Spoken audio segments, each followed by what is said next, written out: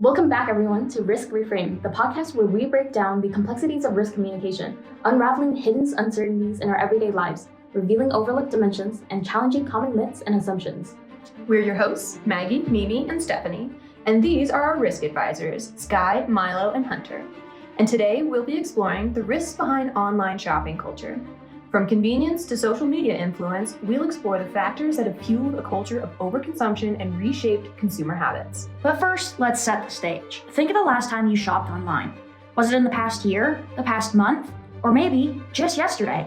Now think about what site you shopped on and just how popular it is.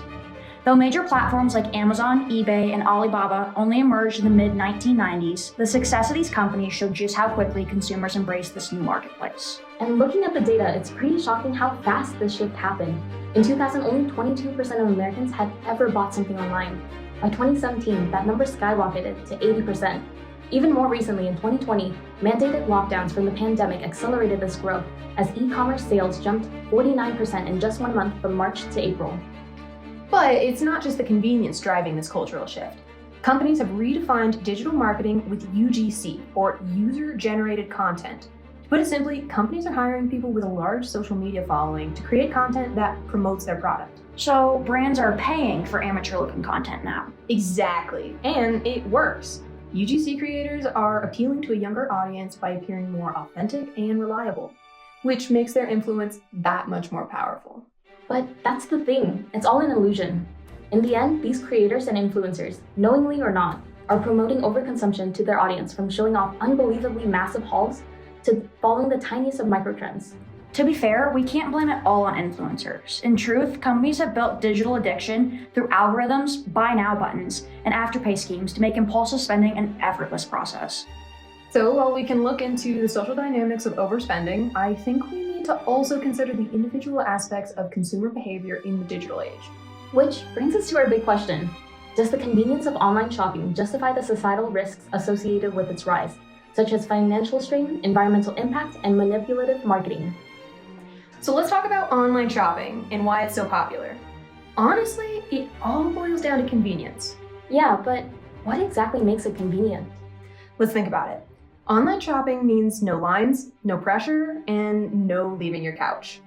According to a 2023 study, the top reasons people shop online include home delivery, free shipping, and availability of products. So basically, it's all about accessibility, affordability, and ease. Yes, and that's what really creates this no pressure shopping experience. And it's not just consumers who benefit. Businesses thrive online too. Online stores allow brands to reach global markets beyond physical store locations, track consumer preferences to personalize shopping experiences, and speed up payments without handling cash.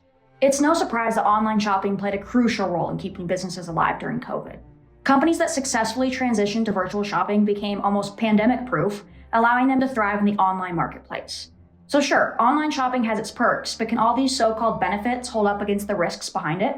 All right then, let's bust some myths, because there are a lot of them when it comes to online shopping. Yeah, here's one I hear all the time. Massive shopping hauls are just fun trends and not a real problem. Right? It's just people showing off what they bought. Where's the harm in that? Actually, a lot of harm. These viral hauls normalize overconsumption, making it seem totally normal to buy dozens of items at once, even if you don't need them. And let's not forget that more shopping means more waste. Online purchases require excessive packaging, often wrapped in layers of plastic, bubble wrap, and cardboard, just to survive transit. This packaging waste ends up in landfills and oceans, worsening pollution and harming ecosystems. And this isn't just about personal shopping habits, it's a perfect example of group polarization, where social media communities reinforce more extreme behaviors over time. So basically, if you're constantly seeing people post huge, unsustainable shopping hauls, you start feeling you should be shopping that way too? Exactly. It's a cycle that encourages people to buy more than they normally would, just to keep up, trapping consumers in unhealthy financial situations, which has an immense psychological and emotional toll. Not only that, high return rates from impulsive buys means products often cross international borders multiple times before being resold, or worse, discarded entirely. Okay, I can see that, but what about this one? Influencers promote products they genuinely love. That has to be true sometimes, right? Sometimes, sure, but a lot of influencers earn undisclosed commissions from the brands that they promote. That means that their recommendation might not be as genuine as they seem. And that's huge when it comes to trust and risk communication. If consumers don't know an influencer is being paid to push a product, they're more likely to trust their recommendation, even if it's not actually the best product for them. So transparency is key. If influencers aren't upfront about their sponsorships, they're misleading consumers and ultimately eroding their trust. Right. And when you mix manipulative influencer marketing, social media trends, and algorithms designed to keep you shopping, it becomes way easier to spend money without even realizing it. And not to forget about fraud and scams. The rise of social media shopping has led to an explosion of scam websites. In fact, 44% of all social media fraud losses in early 2023 came from people trying to buy something advertised online. So, while online shopping feels easy and fun, we have to ask, who's actually benefiting the most from this system? Now that brings us back to our central question. Does the convenience of online shopping truly justify the societal costs? We've seen how companies and influencers shape consumer behavior, how overconsumption is normalized, and how a lack of transparency in marketing affects trust. At the end of the day, it's about awareness. Shopping online isn't bad, but understanding this is the social and environmental costs influencing your purchases, that's where the power lies.